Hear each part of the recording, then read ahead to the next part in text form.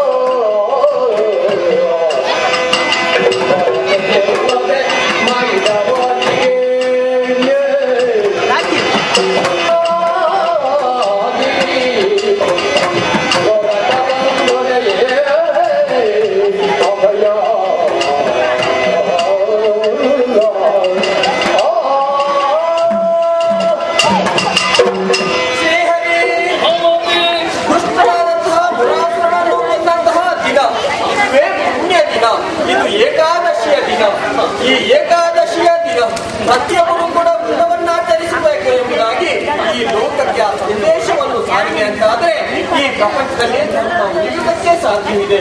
ಮಾತ್ರವೇ ಅಲ್ಲ, ಆ ವೃತ್ತ ಪುಣ್ಯವನ್ನು ಅವರು ಅನುಭವಿಸುವುದಕ್ಕೆ ಸಾಧ್ಯವಿದೆ. ಇದನ್ನು ಲೋಕಕ್ಕೆ ಸಾರು. ನಿನಗೆ ಶುಭವಾಗಲಿ ಮಗನೇ, ಜಯವಾಗಲಿ.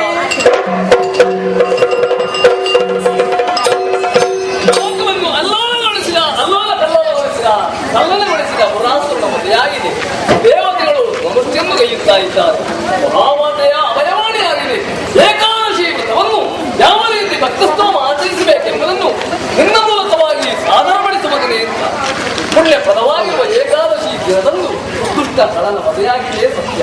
ಈ ಪವಿತ್ರ ದಿನವನ್ನು ಭಕ್ತಿಯಿಂದ ಆಚರಿಸಬೇಕು. ನಿರಾಹಾರಿಯಾಗಿತ್ತು ಅದು ದ್ವಾದಶಿಯ ದಿನದಂದು ನಾರಾಯಣನಿಗೆ ಅರ್ಘ್ಯವನ್ನು ಸಮರ್ಪಿಸಿ ಯಾರು ಮಿಷ್ಟಾನ್ನ ಭೋಜನದ ಸಮಯವನ್ನು ಹೊತ್ತಾರೋ ಅಂತವರಿಗೆ ಜೀವನದಲ್ಲಿ ಯಾವುದೇ ರೋಗ ರುಜಿನಗಳ ಬಾಧೆ ಕಷ್ಟ ಕಾರ್ಪಣ್ಯಗಳ ಹೋಟಲೆ ಬಾಧಿಸುವುದಕ್ಕಿಲ್ಲ. ಎಲ್ಲರೂ ಕೂಡ ಸುಖ ನೆಮ್ಮದಿಯನ್ನು ಕಾಣುವುದಕ್ಕೆ ಸಾಧ್ಯ. ಅಂತಿಮದಲ್ಲಿ ಅದು ನಾರಾಯಣನ ಪದವನ್ನು ಕಾಣುವುದಕ್ಕೂ ಇದರಿಂದ ಕೂಡ ಲಭ್ಯವಾಗುತ್ತದೆ. ಆದ್ದರಿಂದ ಪುಣ್ಯ ವ್ರತವನ್ನು ಆಚರಿಸಿ ಭಕ್ತಿಯಿಂದ ಶ್ರೀಹರಿಯ ಕಾರುಣ್ಯಕ್ಕೆ ನೀವೆಲ್ಲವೂ ಪಾತ್ರರಾಗಬೇಕು. ಅದಲ್ಲದೆ ಪುಣ್ಯ ಪದವಾಗಿರುವ ಕಥಾನಕ ಪುರಾಸುರ ವಧೆ ಅಥವಾ ಏಕಾದಶಿ ವ್ರತಾಚರಣೆ, ಈ ಕಥೆಯನ್ನು ಭಕ್ತಿಯಿಂದ ಯಾರು ಕೇಳಿದ್ದಾರೋ, ಯಾರು ಕೇಳಿದ್ದಾರೋ, ಯಾರು ಆಡಿದ್ದಾರೋ ಅವರಿಗೆಲ್ಲವರಿಗೂ ಕೂಡ ಆ ಮಹಾವಿಷ್ಣುಮೂರ್ತಿ ಜೀವನದಲ್ಲಿ ಸುಖ ಸೌಭಾಗ್ಯ ಸಂಪದವನ್ನು ಕರುಣಿಸಲೆಂದು ಕೇಳುತ್ತಾ ಕತೆಗೆ ಮಂಗಳ ಗೀತೆ ಹಾಡುವರೆ ಸಭ್ಯ ರಪ್ಪಣೆಯಿಂದ